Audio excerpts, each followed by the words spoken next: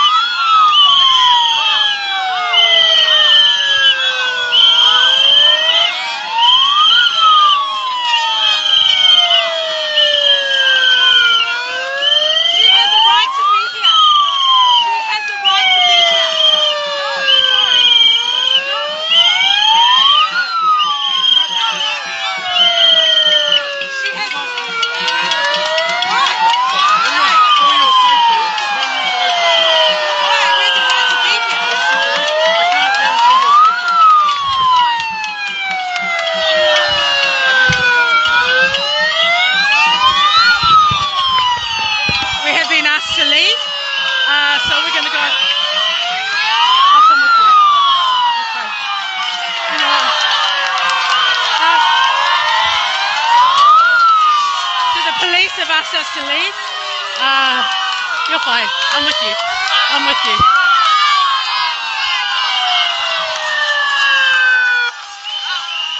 See, one person to all these bullies. One person. One person to all these bullies. You guys are bullies.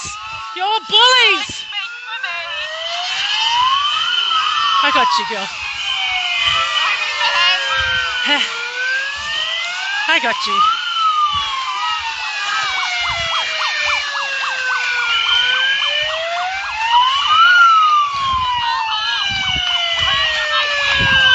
Hey, you're fine. Escort out. I know, both of us. That's fine.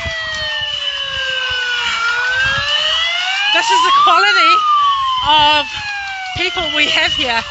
Okay?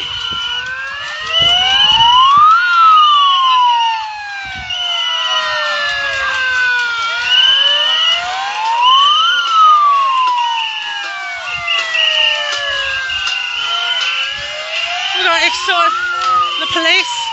You're fine. I'm so proud of you.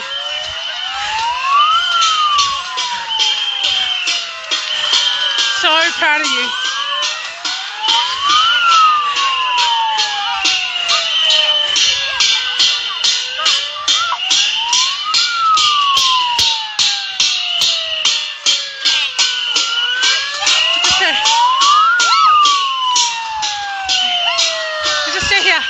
Stay here, I want to listen to you. Just stay here. Not our car. We're fine. Yeah. I'll just interview her out here. I understand you guys have got the right to speak to someone else, so I can't guarantee your safety there.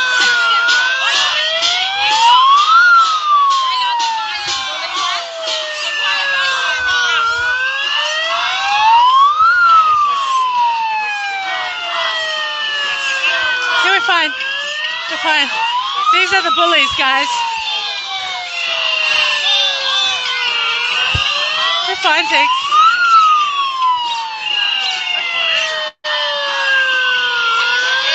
Yeah, I'm fine. I'm Liao. I'm the Daily Examiner.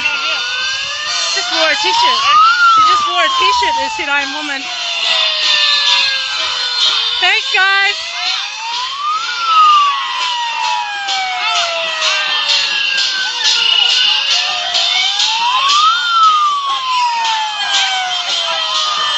So we're being escorted out, and yeah,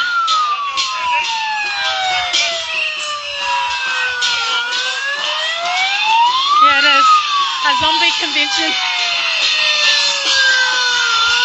I'd like to interview you. We'll go somewhere and have an interview, okay? Imagine this.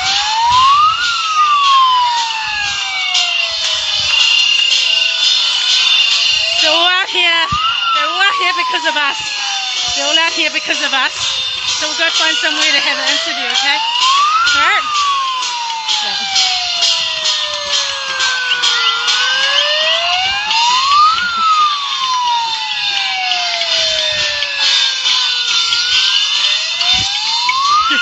Come on, let's go find a place.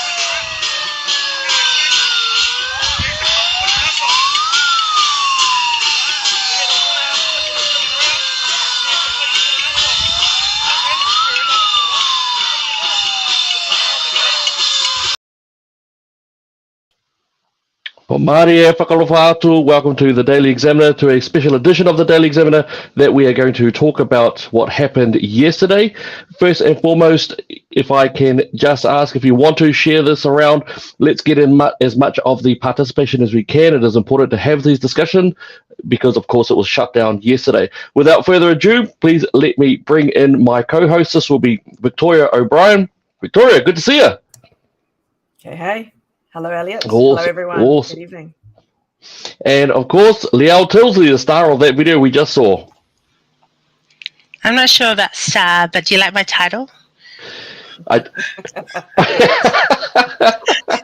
Yes, I do like your title. Okay. Thank you very much. Hello, everybody. All right, so we're definitely going to have a chat about that video. First thing, we just want to make sure, team out there in our audience, if you'd like to, please chuck in as many comments as you want, chuck in as many questions as you want. As it comes up, we'll do our best to bring it into our discussion to have. Also, if we look like we're going wonky, if we're starting to go jiggy with it, or if we're starting to freeze or even go too loud or too low, please chuck it in the comments and we should be able to see. This is a discussion. We will be discussing, but we also want to engage in that discussion with you as well. So, really, really important things that happened. And I suppose, getting to what's been going on, before we even get to that video, of course, we know that the issue that we had, Posey Parker, of course, in Melbourne, she had neo-Nazis or Nazis or whoever they were, basically were allowed through the first women's event speech, and the Jewish Council, the Australian Jewish Council, of course, stepped up and said, no, that's not their fault. That's not the women's event fault. That's from the Jewish Council. The media and also the trans activists picked that up. They put that narrative. So Posey Parker came to New Zealand under a very strong cloud of narrative. And, of course, we saw. Now, we'll get into all of that. If we can start with, I'd love to get your guys' takes on, and we do have some comments and questions coming in already, but if I can get your take, what did we know about Posey Parker or the women's event or anything in that nature? Did we know anything at all? Victoria, what do you think? What did you know about this? Honestly, before the weekend, I hadn't a clue who Posey Parker was. Didn't know she was coming to New Zealand, didn't know anything about the event. The issues themselves are quite well known. There's been a lot of noise about, but for her herself, no, not a clue. Extraordinary, yeah, absolutely. Leah, what about yourself? What did you know? I have known a little bit about her. I've been just over the week before, I'd been following her on Twitter and just getting a sense of how she's treated in Australia. Had no idea that it would be even worse here in New Zealand. So it was very interesting to see. At least they let her speak. That's all I was there for. I wanted to hear her, what she had to say. That was so important, for women. But in fact, her silence was even more incredible than what she actually had to say. Yep, right on.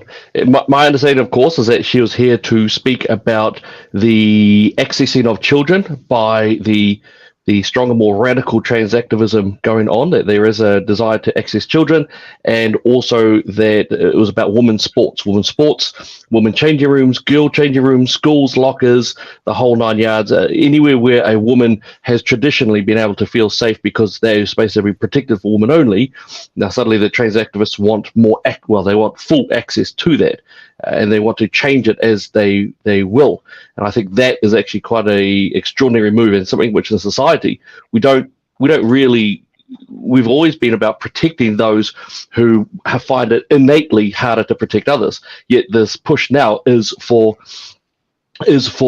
the access of them, and especially I think around children as well, because of course the other event that happened yesterday was I believe that the Freedom Rights or Vision or Man Up Legacy and the Sisterhood, the Legacy, sorry, and they were protesting and marching about the sexualization of children and the fact that there is a very strong inculcation, perhaps even grooming going on within the education curriculum. And that's what their one was about. But of course, after the Albert Park incidents, then they were directed to head down to Aotea Square, where of course they were unable to. So just having a look at some of the comments, we've already got a great deal of comments in there. Patricia, yeah, I'm disgusted with New Zealand police, went hard on the protests in Wellington, peaceful process. The hell's happening in NZ? Yep, absolutely. New Zealand going backwards, not forward with female rights. It's absolutely fair enough. And Hannah down the road, why did Hannah join with Posey? My understanding is actually that they had theirs organised months ago, and they actually only heard about this current issue in the last few days. So I think they struggled because they have a lot of logistics that they've engaged in.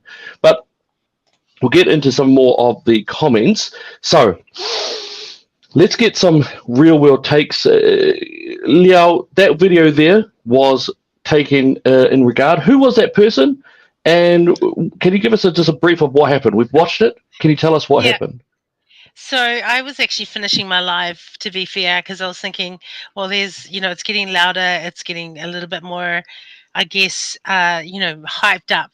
So I turned to walk right across and I saw this young lady. She's 23 years old, walk towards me, and I saw her T-shirt and I thought, oh, wow, she's actually, she's brave enough to stand with her woman, biological female T-shirt. So I naturally gravitated to her, and I said to her, I started talking to her about, tell me what's on your T-shirt, and what happened was it was almost like a signal that there was people who were blowing their whistles.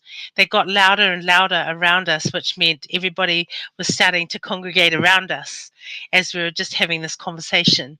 And then it just got so loud where we were completely surrounded that the police came and wanted to escort us out, even though we kept saying we have every right to be here, like everyone else. Like, we haven't done anything wrong.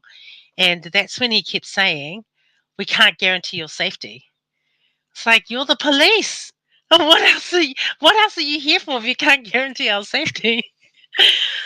So, just really insipid response. Like, even the police that were around us, if I was to ever go to anything, the police isn't going to be the people that I'm going to look forward to look after. You might have to take my burly sons with me. Which when they found out about the video yesterday, they were not impressed. Tell me, so was she a bit afraid? Now I heard your voice, and I've known Liao for a while, so I could pick up. I think Liao would have had the proverbial jandal out if she could have, and would have been defeating that girl with great strength. How was she? Was she all right? Was she just looking a little bit fearful? Yeah, she became because her mum. Okay, this is another thing. Her mum was in crutches, and they were doing exactly the same. They had been split up. So there are two different places where they were doing exactly the same thing to her. So she was distressed because she couldn't find her mum, who was wearing a T-shirt with exactly the same thing on it.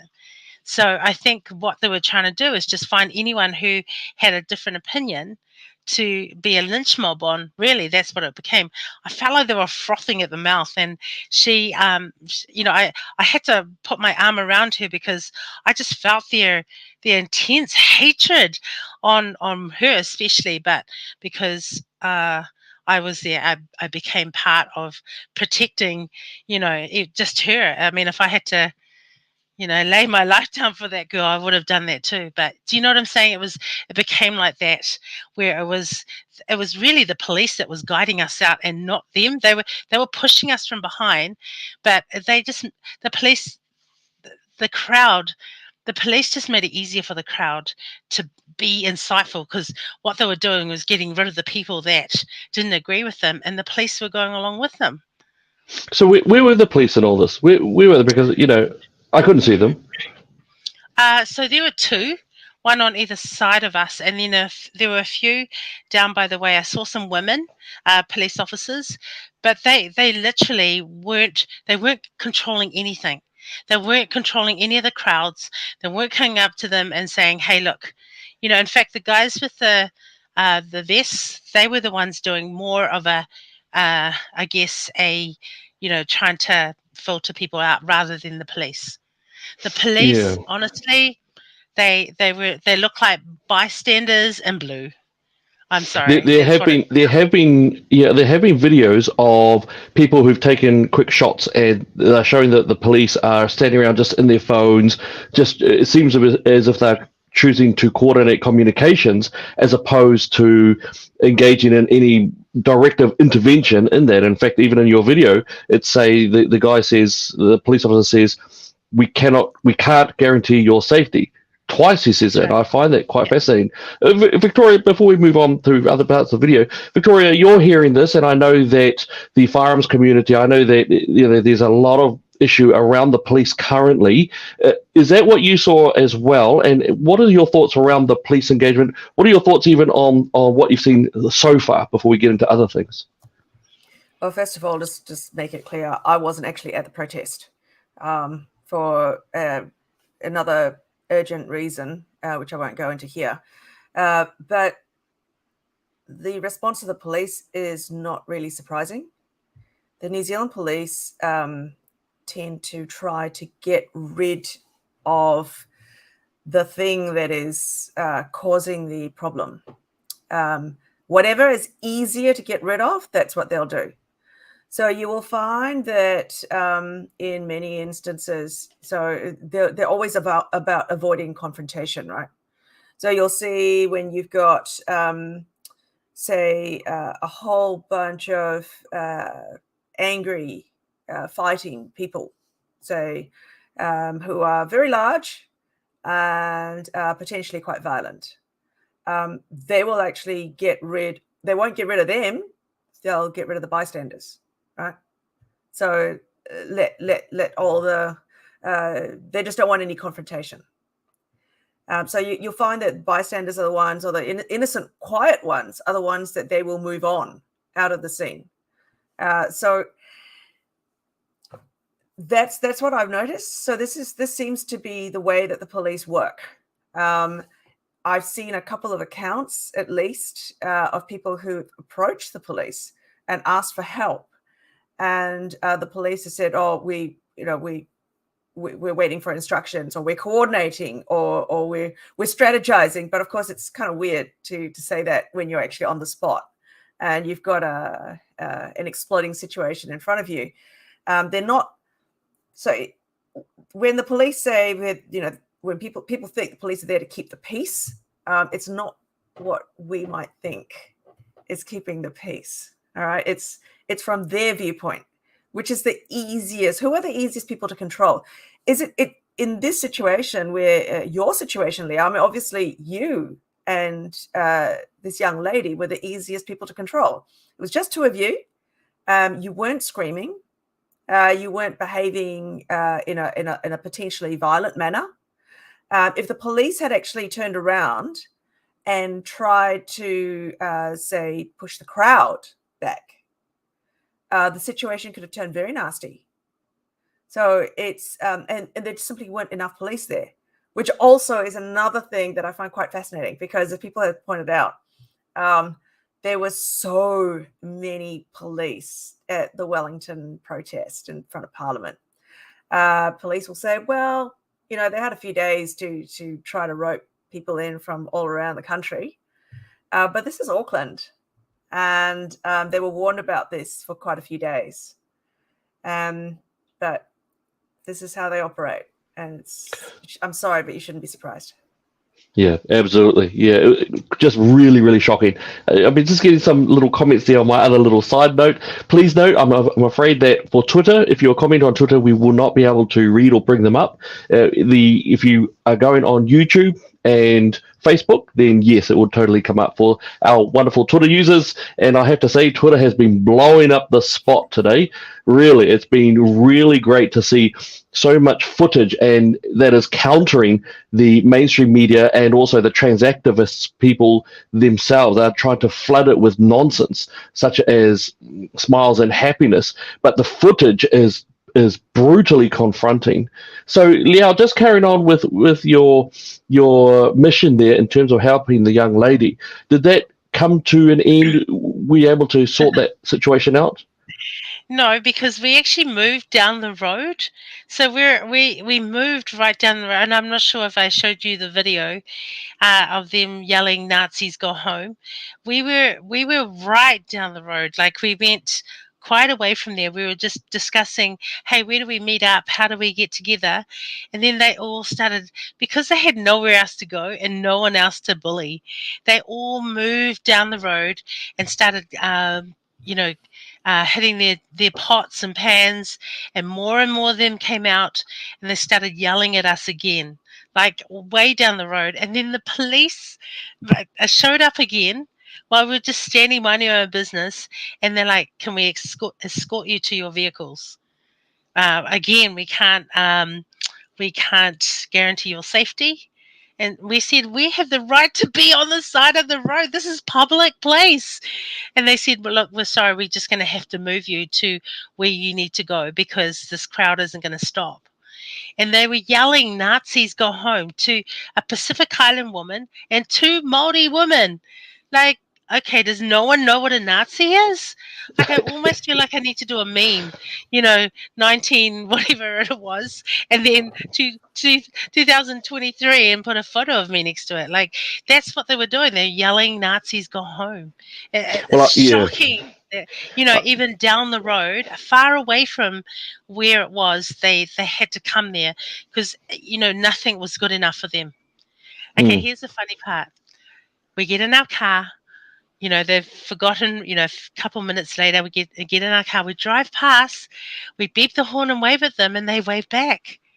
Like they completely forgotten within 2 minutes who they were yelling at. What has gone Gosh. wrong with New Zealand? They wave back like we're supporting them. But you know Okay, what? sorry, that Hang was on. just What you've just described, Liao, though, is what is known. It is actually a group madness, and it okay. is the madness of crowds, right? So you get a mob of people together, and this is how it turns really ugly. And for some reason, people will behave very differently in a mob. So you get individuals together, individuals on their own, and they will perhaps be able to sound quite coherent, quite reasonable. But the moment you put people into a mob, there is an enormous Yeah, frenzy. There is emotion and the mob becomes a creature on its own. So this is why mobs are really, really dangerous. yeah, And in particular, like this, when you've got a single woman of yeah, diminutive stature, by the way. Mm. So Posey Parker, she's a woman. She's quite small, so she can feel quite threatened quite easily. I mean, obviously, but then even anyone would feel threatened by a baying mob. yeah, But what is also very interesting is that they're being whipped into a frenzy by words. So Posey Parker hasn't come out in videos, and she isn't seen torturing animals or something. She's not actually seen committing crimes or anything like that. But it's her words that are so triggering, and this mob has just gone nuts. One thing which is bizarre to me is, why do we only ever see trans women in this whole thing? Where are the trans men? So there's all this discussion about allowing trans women same rights as women, and then the trans men, where are they? So surely when we say the trans community, it should be trans women and trans men, right? But why is it we only ever see trans women out there with outrageous costumes, parodying women, but trans men are very quiet. Trans women are demanding the right to participate in women's sports. Well, where are the trans men demanding rights to participate in men's sports? I'm sure they're allowed. Same thing with bathrooms. Why do we only see people in drag? So whether it's trans women or not, but men in women's costumes targeting children in libraries, but we don't see it the other way. It Well seems said. bizarre, right? Yep, absolutely. So we don't seem to be against. I mean, this whole thing about, oh, we don't feel safe. Hang on, but why is it only one half of you? Yep. Think logically here. Absolutely. Yep. You've said also caught onto something there, Victoria, around about that group, that mob mentality. We did see, of course, when Posey Parker, when she was immediately, as soon as she got up there, she was basically hounded. The police, of course, were absent from that area. In fact, we'll show you something, and let's see if you can spot any police. They gapped it. The trans group then ripped away barricades, basically flooded as much as they could do, and then it just all went to hell from there.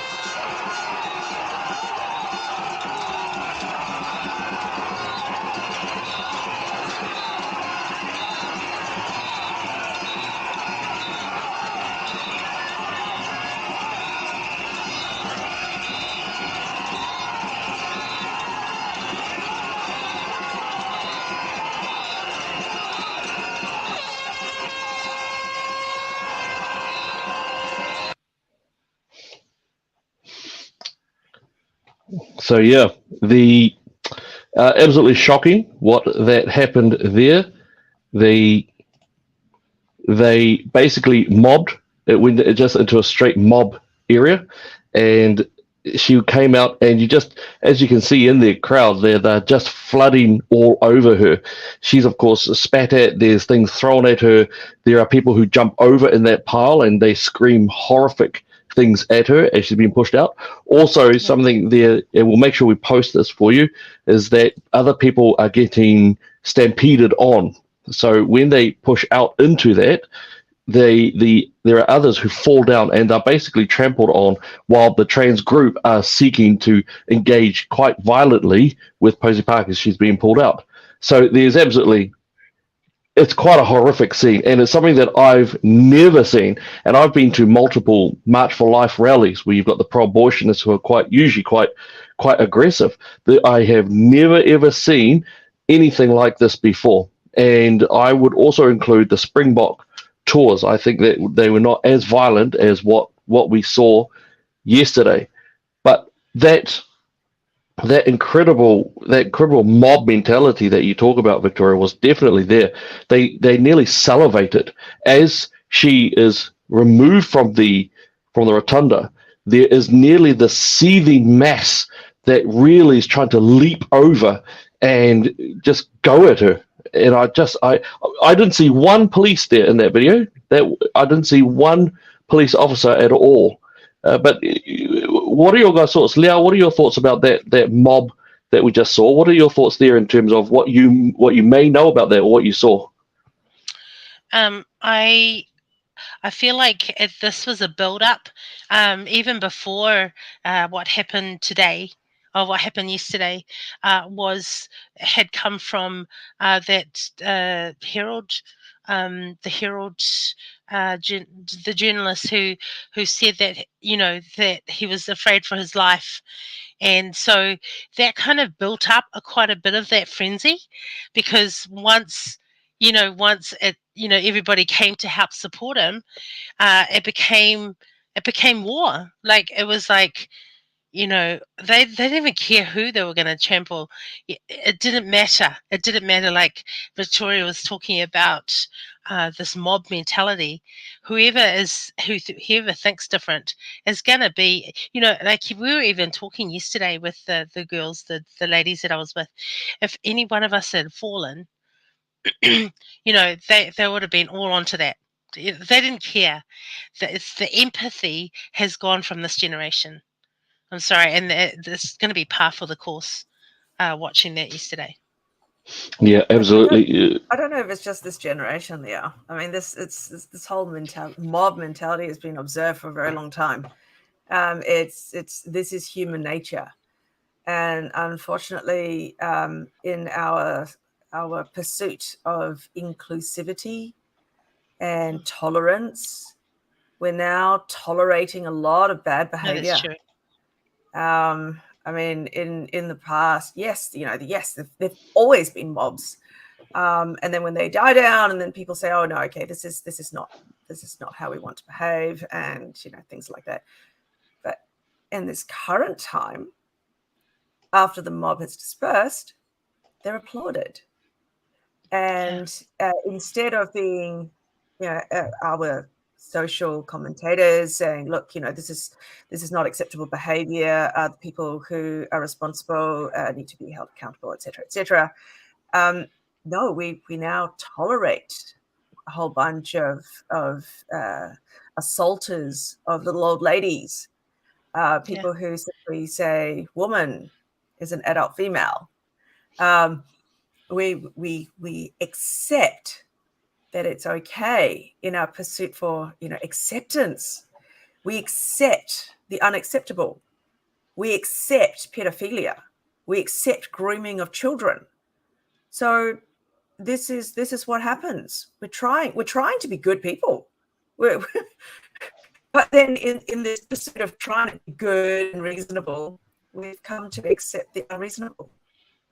Yep. No. Well said. Well said. This pun here, of course, this is the person who really was at the centre of the fomenting. This is Chanel Lal. He is a columnist for New Zealand Herald. I believe he also has his articles printed on a couple of the other media stations.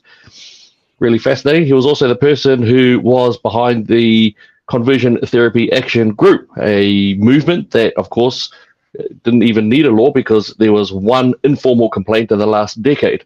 So Chanel Lal, he of course came on to the news and said he feared for his life. He feared. Yet it appears that he was very much instrumental in a lot of the really dark stuff that actually did occur in that environment. Have we heard of Chanel Lal? Do we know anything about him? Do we know anything about Chanel Lal? I know a few things about him. Liao, have you come across Chanel? Is he the instigator here? Is he at fault here? Who's to sort of blame for this vicious, this very extremely vitriolic and venomous mob that really occurred? And they hunted Posey Parker, of course, and then they hunted for more afterwards, and they were directed to go down to Aotea Square, where, of course, they were stopped eventually. But what do you know about Chanel, and who's guilty of this fomenting? Is it the ideology? What are your thoughts there? I mean, we've had it in schools for quite a long time, so the education system is allowing that, but also the changing of the language. When he had said, "I'm fearing for my life," you'd normally say that if you actually are being threatened directly, or somebody actually wants to kill you or got a hit on you. But no, that's all he needed to say, and from that became a whole heap of people who decided to jump on that bandwagon and be down there. I don't actually know much about him. All I do know is the videos and the photos that I've seen were him smiling at what happened yesterday. Mm. And I No, think that's There's right. that's actually really disgusting. one of his posts has him gloating, celebrating the fact that Kelly J. Keane was pushed out of the whole place, and that the activists had taken over the rotunda and then started talking to themselves. But the video is primarily of Mr. Lal with himself front and center in the video, spinning around the rotunda, smiling gleefully at the camera. But what I noticed is that almost all of Mr. Lal's footage is all about him. Mm. It's not actually about anyone else, or in fact the issues themselves. It's all about Mr. Lal. It's great. He's complete narcissist, and he doesn't bother to hide it. Probably quite proud of it. But the fact that he actually gloats though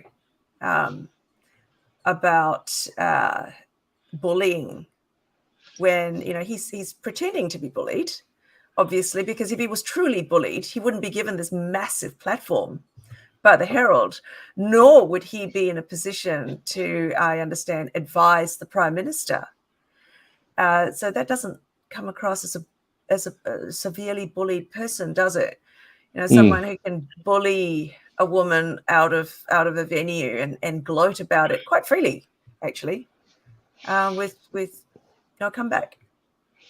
Yeah, absolutely right. Absolutely right. And of course, this one here, this actually had a very sinister undertones here when he said a small group of TERFs. A TERF is a trans exclusionary radical feminist, effectively a feminist who believes that there is male and female, that females are a separate gender from others, and that a woman is innately a woman, a human adult female. So here he is saying a small group of TERFs have caged themselves in as thousands of counter-protesters are outnumbering them. Cannot hear a single TERF. Get here now. Albert Park, Auckland Youth Stunner. It's incredibly sinister. And I have to say, I'm really wondering if charges may be brought, because this does look like incitement to me. It really, really does. If not, then it's really scratching that bar, and I think that he was. And you're absolutely right. Often when he was in the mix, actually taking the selfies of himself, he would very commonly take selfies of himself, and he was very gleeful in the horrific things that were going on during the day.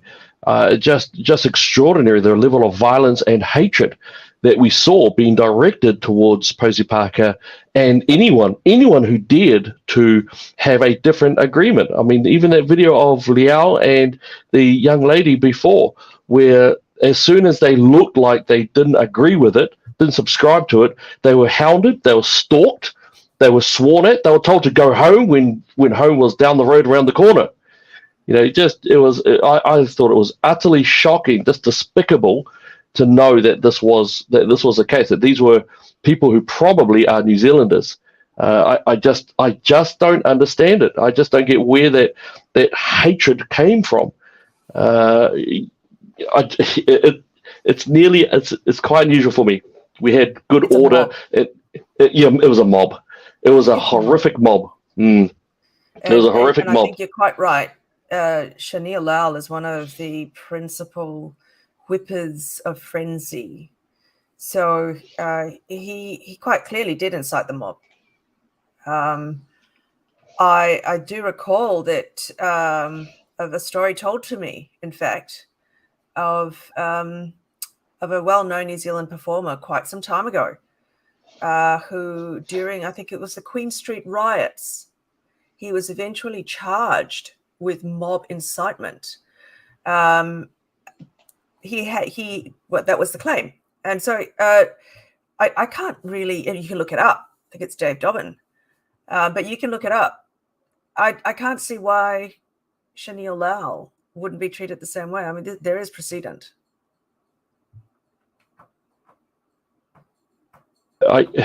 He was also known to really go after some young Christians who were in Aotea Square at the last Pride Parade, I believe it was.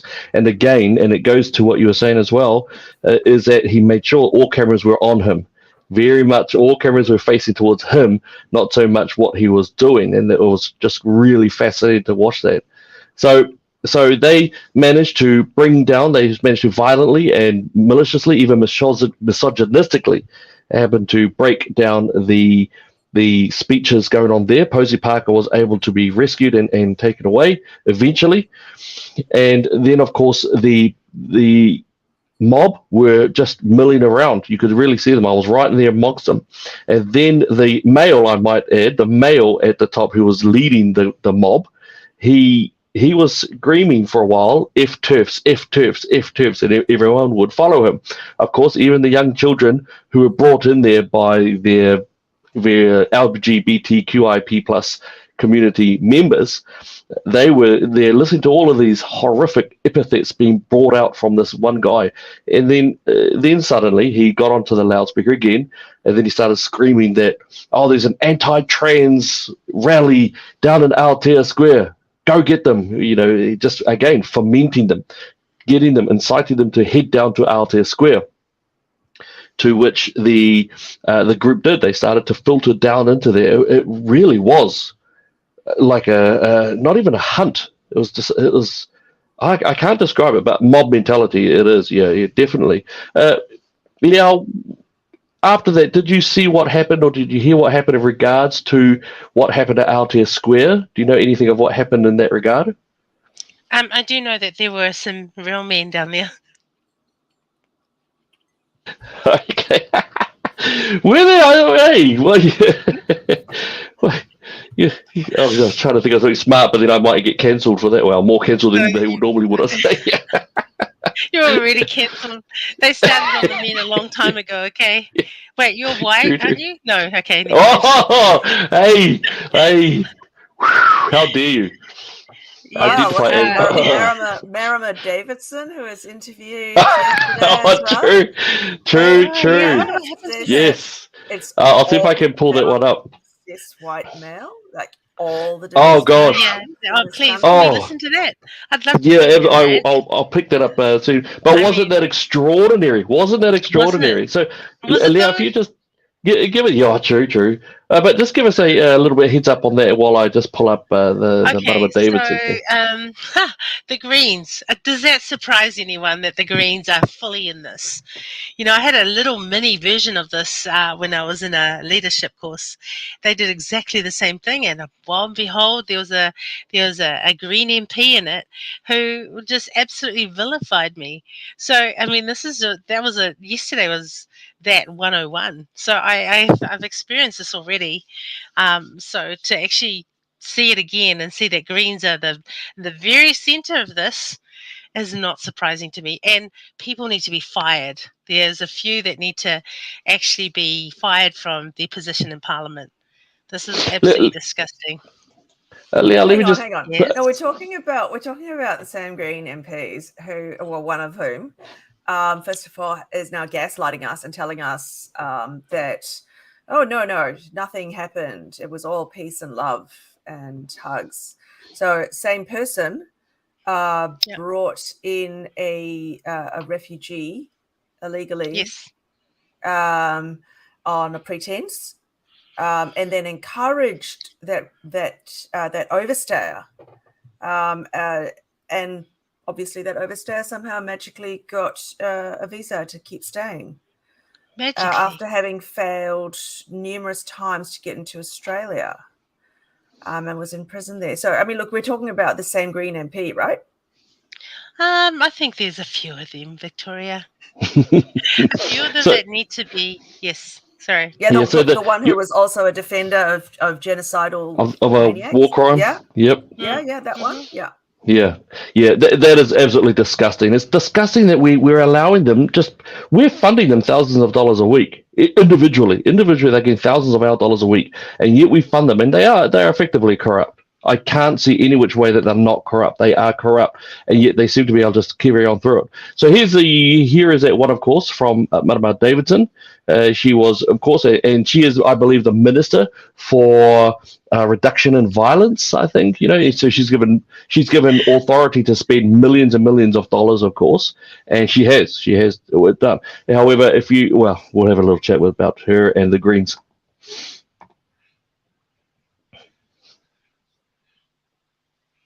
There's no sound. Oh, there's no sound. Lovely. Once again. I mean, I can lip read, but not that well. It's probably a good thing. Still no sound? Could be a good sound. Still no sound. I do apologise. There's no sound coming from her. I do apologise, team. Let me fix that. There we go. Okay, that's too much sound. That's too much sound. I do apologise, team. I will put Marama up there anyway. She is there talking about how it's actually white cis males who are the main offenders towards women. And then she also says that trans women are women. And then she somehow tries to bring in Te Ao Māori and say that Te Ao Māori also were basically non-binary society, which I have to say I know quite a few kaumātua and kuia who are going to have a very strong issue with that. So from a cultural point of view, she's utterly wrong. The idea that you had a whole bunch of warriors who were swapping genders is horribly inaccurate. And here she is basically telling us that the perpetrators are white cis men. And this is the people who you fund. You fund her. You pay her out millions of dollars. She is a richie, and she's a richie because we fund her. It's extraordinary to know that She's a minister. She's a minister. She is a minister of the crown. She is a democratic, or I don't know about elected, but definitely appointed person who controls power elements in it. She absolutely mocks everything about our nation. It's extraordinary. Then you've got, of course, Chloe, and Chloe was, trying to wave the flag a little bit today. She was in there. Ricardo with his lover that he managed to scope over during lockdowns while we had people who were unable to say goodbye to their family for the last time, while they were stuck overseas. They couldn't get back. They couldn't see the birth of their loved ones. They couldn't see the deaths of their loved ones. And in all of that, Ricardo Menendez managed to get his lover in after the second attempt failed to get him in. Then, of course, you've got probably the big one around this one, Golriz Gamaran, who exactly is what Victoria's been saying, that she's been engaging in what I would regard as illegal behaviour and has really used the law of Beehive. And isn't it fascinating? She comes from a refugee environment.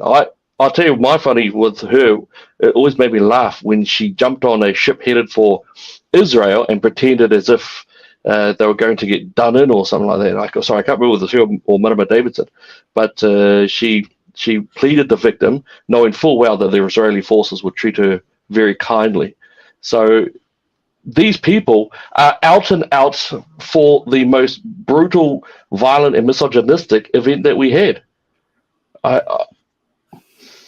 don't understand how they. Here's a surprise. Robert Rakati. He was there too with supporting. Was he? Yes. Robert Rakati. Yeah. Can't believe it.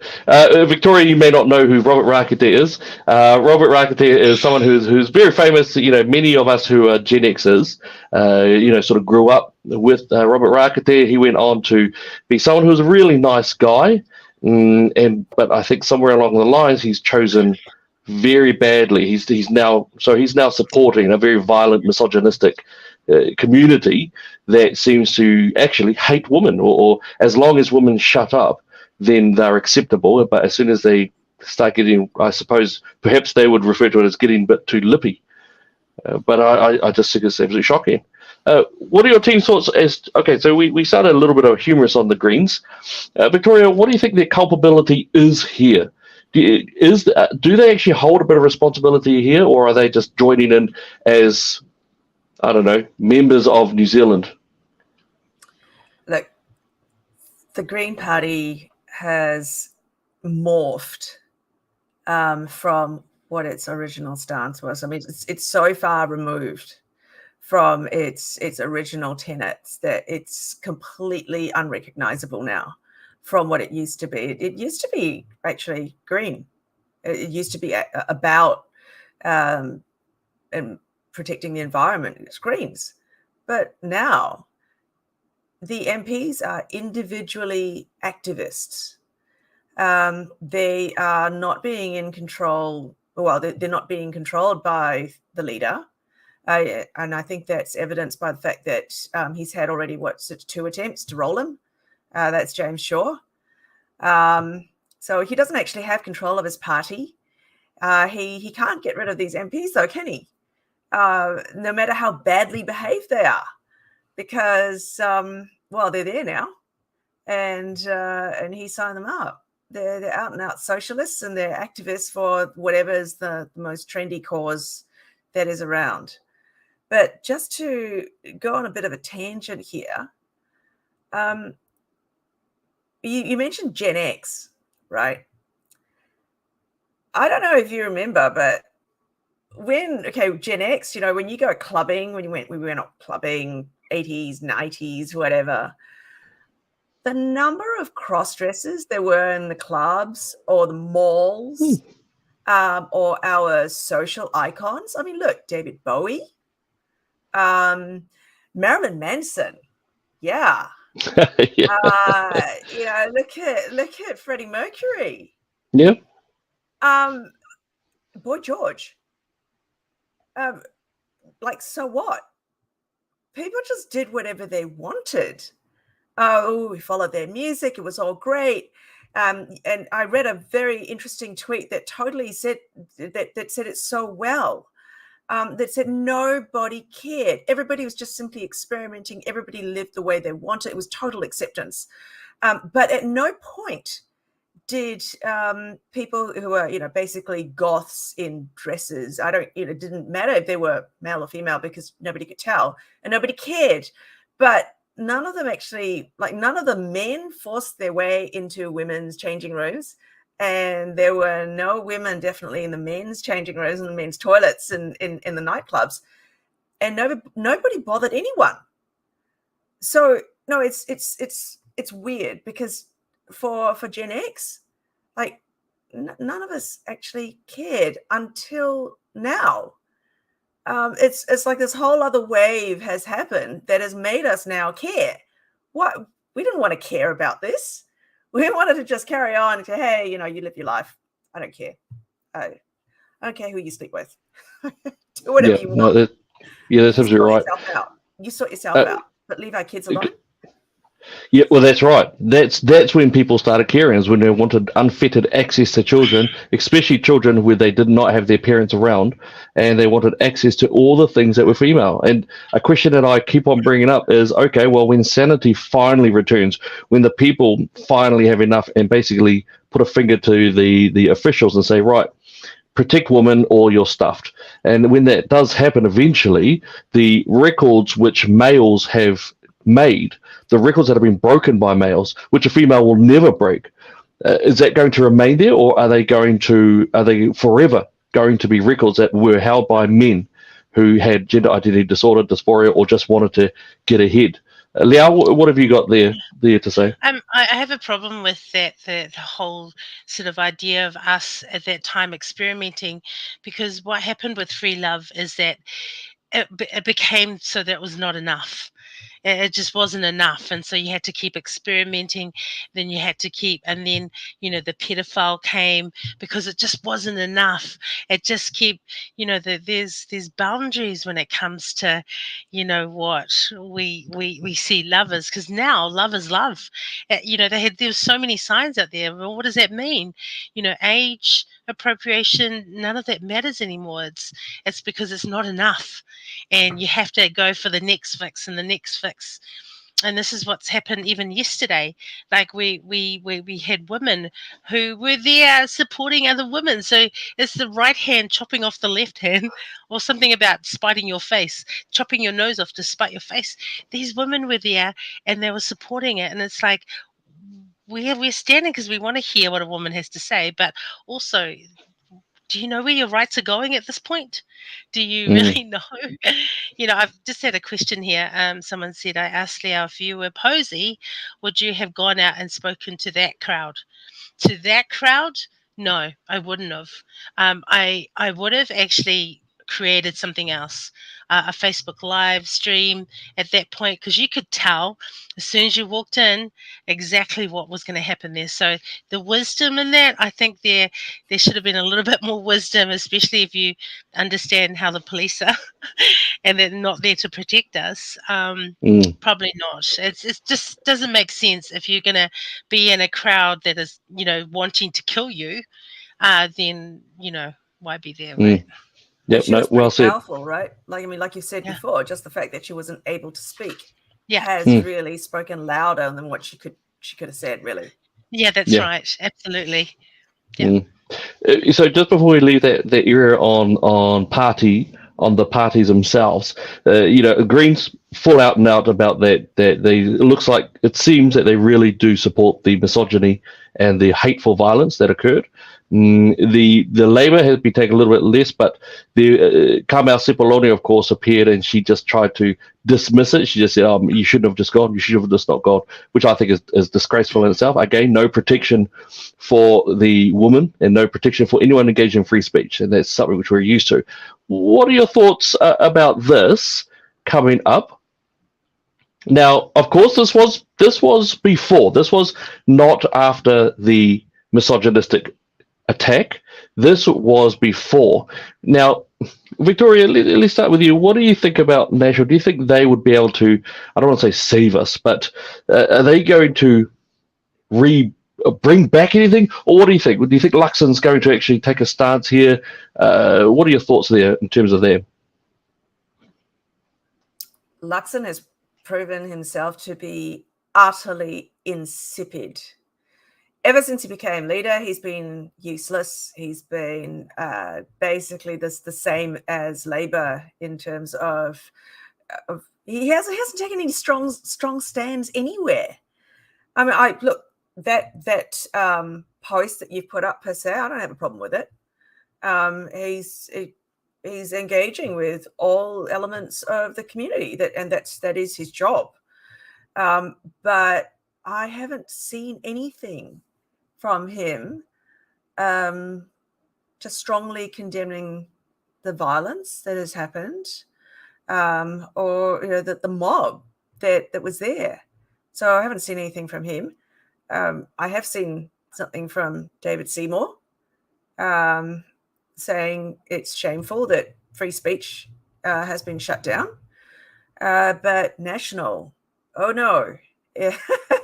National is definitely not the savior for New Zealand. I just don't understand what they are there for right now, because they're doing nothing. Yep, no, fair enough. Liao, what do you think? What are I'm your laughing no because doubt discreet thoughts there? as soon as I saw him, I thought of, even God talks about in Revelation, I'd rather you hot or cold, but actually you're lukewarm, I'm going to spew you out of my mouth. That is like, even God knows that people either need to be hot or cold. Like, say it as it is. If you are going to be left, be left. At least with Jacinda, she really just said, this is this is who I am. I'm a liar, and that's what's going to happen. With him, it's just like, where are you, Chris? Are you going to say something that's going to support? Are you there? Hello? Knock, knock. There's just nothing. And I have to totally agree with Victoria. It's just like, you're not saying anything. Like, that's worse than actually saying I'm completely left and that's all I'm going to do. Like, be someone, at least stand up for something. Like, tell us that you are going to be an incredible prime minister and this is the things that you're going to stand up for. Like, do something. Don't be He doesn't have the lukewarm. courage.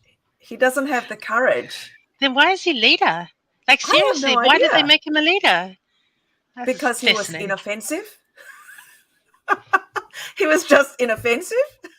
he annoyed the least number of people. I don't know, because that seems to be his reason in life. Just, hey, I'm just going to try to get along with everyone, and then in the process piss everybody off. Just be something. Like, Yeah, he's you've only nothing. got a few more months before election. Say who you are. Like, be somebody. Like, whatever it is. Yeah, no, well said. That's all I have to say. Well said. I think you said it very well. I think you said it very, very well. So, of course, they went down to the event, down to Man Up, down to the event where they were speaking at. Brian Tamaki was speaking, and at this point, basically, they got shut down. So their violence and their misogynistic violence actually got shut down heavily. And I think at this point, that was really good. The Man Up crew were not having a bar of it. They rolled in there. On the whole, things were pretty peaceful, except for when the hardcore trans activists tried to break through.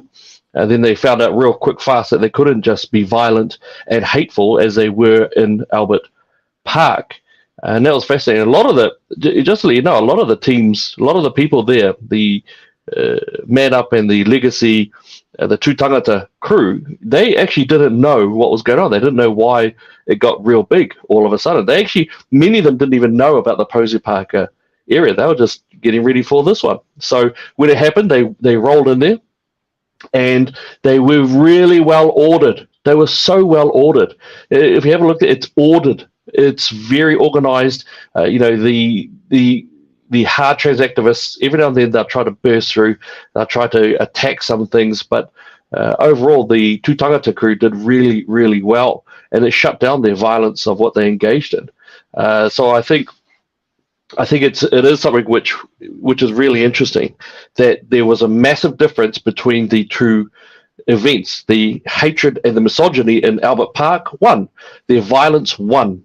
They came down hunting more, and they screamed. They were known to scream at children. There have also been rules, and there have been witnesses about weapons being held by the trans activists as well. But when they and look, these comments just come up from Diane. The Man Up guys should go and give the police a few pointers. So, just for you out there, how many police do you see in that video? That video is where the majority of the violent attacks were attempted by the trans activists. And I can tell you this: there's no police there.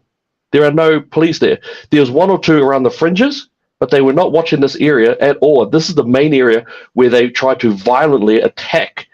And they were just absolutely engaging in horrific yelling. They were putting whistles into the ears of those who were standing there.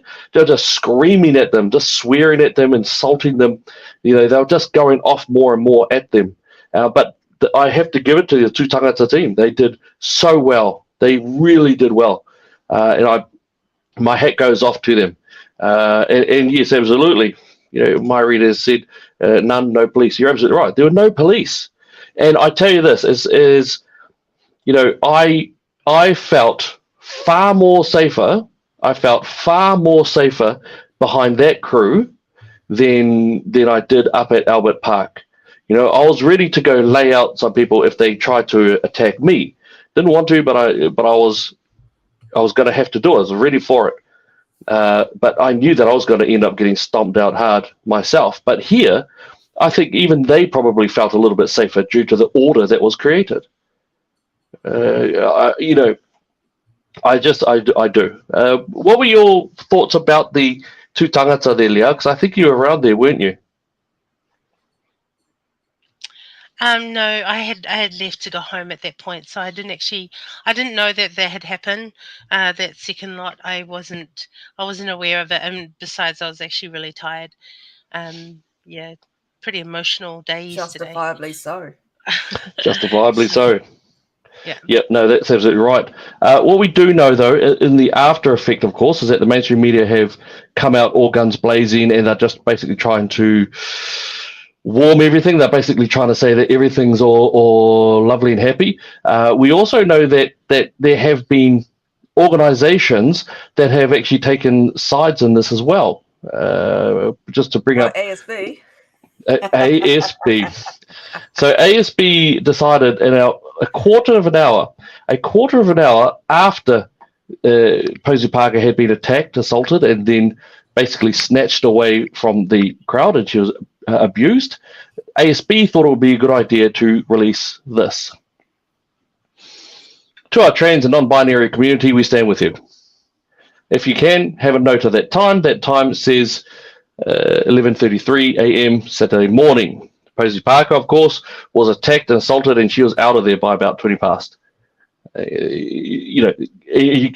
mean, I don't know whether they planned it that way or not, but it has become quite brutal. They ended up having to shut down their commentary, and we know that they're going to have a bit of a long list themselves tomorrow, because there have already been hundreds of people who have said that they're going to remove their funds. Now, whether that happens or not, what it does mean, though, is very, very bad publicity for once they're unable to sort of get their way out of this.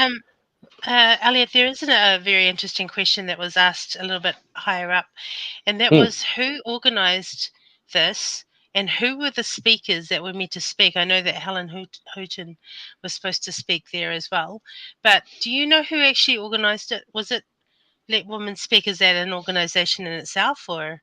It was the Let Women Speak organisation. So Annie O'Brien. Now I know people have wondered about Annie O'Brien. Annie O'Brien, she was absolutely 100% in support of the event going ahead. My understanding is that she was not the one to organise it, but she was absolutely standing beside them and really advocating for them to be able to speak. In fact, she's been very strong on Twitter, basically calling out a lot of the horrific tactics of people like Chanel Lal as well as Byron Clark, and also bringing up elements of what they're engaging in. So my understanding is Let Women Speak is the group themselves.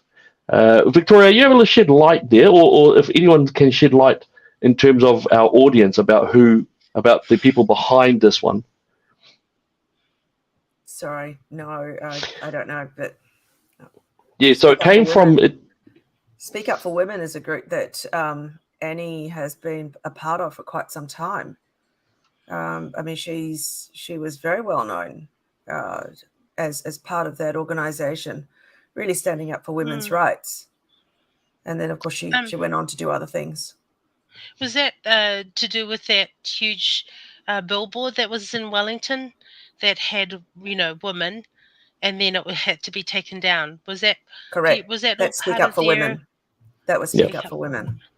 Yep. So they've been really, really awesome. Another element that came out as well, of course, in the mainstream media, and this came afterwards as well. This came from the spin-off. The mainstream media have just gone full out hardcore. They're all about basically trying to have this narrative of it being good, and so this one, they brought out a way that you can be an ally, a trans ally. And perhaps, I don't know, was uncharitable or not. I wondered if it would be. I wonder if they maybe, as part of their book collection, they also have Mein Kampf in there as well. I thought maybe that would be something that the spin-off might have in there, but perhaps I'm being slightly uncharitable there. But I suspect it's in that vein. The spin-off, if you actually have a look at the website for the spin-off, they quite honestly describe themselves as a group of very left-wing people. Very left. Yeah, very left. Yeah, very, very left-wing. But I mean, if you actually read the commentary that comes out, they are very, very strongly socialist. Yes. So I don't know if are they actually mainstream media? I mean, they're given a kind of loud voice, but they're a bit fringe, aren't they? Yeah, I mean, they're definitely fringe, but of course they collect the PGIF, also PIJF, so they definitely do collect the taxpayer funds for it as well. You are right; they're quite far to the left, and look, there is, I never minded the spin-off as much. So I thought I found them, the ones who I have issues with a lot are more like Stuff and NZ Herald and papers like that, because those papers pretend like they are centrist. whereas the spin-off is very plainly to the left, strongly to the left, and they don't really try to hide it. And that part, at least, I can respect, that they're a bit more honest in their leftism. I think what they've gone, though, they've gone full bore, like, I think, hard left, and quite shockingly overboard in their progressivism. So, things like this are quite dangerous.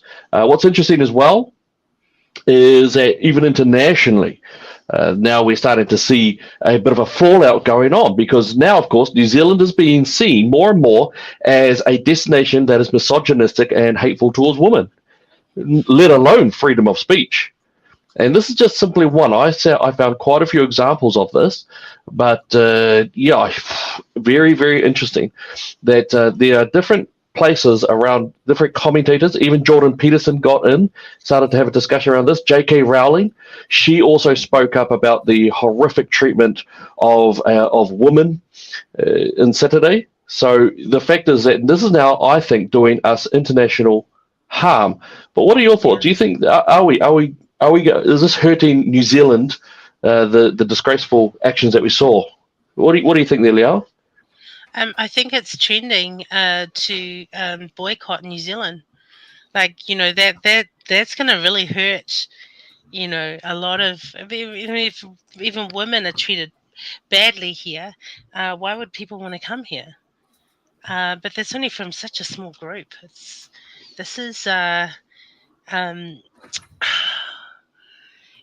we've come to the point now where it's starting to really show exactly what is happening here in New Zealand. It's been in the surface, and it's been bubbling for quite a long time. And you've got, through the past 3 years with the the pandemic, that things have come to the surface, more and more. Yep. Okay. No worries. Victoria, what do you reckon? International damage, has this been done? What are your thoughts? Okay. Well, as far as long-term damage to New Zealand's reputation, I think as a destination, New Zealand's reputation has already been harmed somewhat when you see that it's really difficult to attract overseas nurses, for example. Overseas people are being put off New Zealand because of the interesting requirements that have nothing to do with the actual performance of their jobs. So they're required to school up on basically co-governance and preferential treatment based on race. And a lot of people, particularly in healthcare, are very uncomfortable with that. So hence we find it, we see that it's quite difficult to attract people with some ethics. On the other hand, when it comes to produce and that, I suspect it's they're just trying to hijack this as an excuse to buy local. The UK has been trying to do the whole buy local thing for quite a long time. Yep. They're quite annoyed that New Zealand's lamb and beef gets to go to the UK and at oftentimes lower prices than UK beef. All our beef is grass-fed, and grass is the cheapest thing. So yes, we are able to more cheaply send our beef. Anyway, that's besides the point. I think the longer-term issue is, in fact, the damage it has done to the rainbow community itself, because you've got your everyday New Zealander who has really no axe to grind and doesn't care, except, leave our children alone.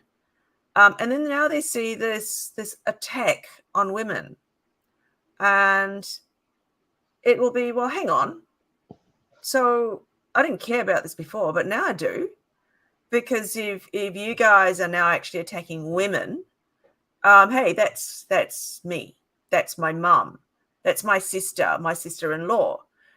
These are ordinary people who just want to go about their lives. And there have been. But what about the actual people in the rainbow community who are also just trying to live their lives? Now suddenly it's going to be, well, if you're part of the rainbow community, we don't want to have anything to do with you. I've seen a lot of comments about that. It's quite terrible. I mean, look at the very lovely lady who wrote an insightful article for us, and was published just yesterday, Catherine Truscott, a personal friend.